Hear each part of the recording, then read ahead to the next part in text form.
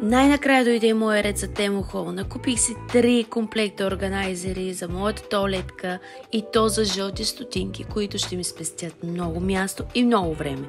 Хора, аз просто съм учудена. Ето този розов органайзер за грим и четки. Помисли, че ще е много по-малък, но то всъщност дойде в много хубав размер и който ми събра абсолютно почти всички гримове.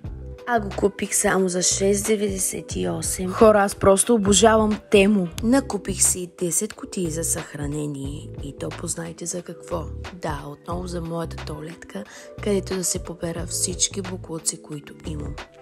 Тук отново ме очудиха с размера си, защото отново очаквах да е нещо по-малко. Но пък, колкото по-голямо, толкова по-добре. Ето може да видите как ми спести толкова много място в тоалетката и толкова добре подредени ми стоят нещата вътре.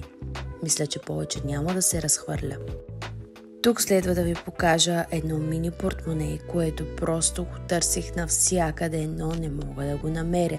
Единственото място, в което го намерих е Тему и то за 2,49.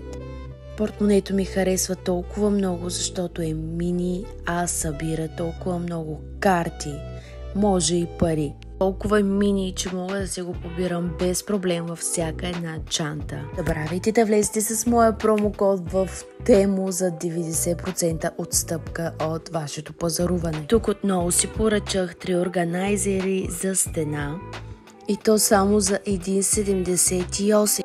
Успях да побера вътре няколко памучни тампона, фибички и ластички на моята малка принцеса и тук осъзнавам, че трябваше да купя 4, а не 3.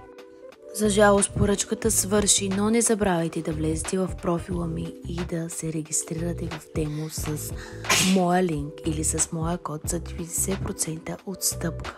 Нямам търпение да видя и вашите поръчки.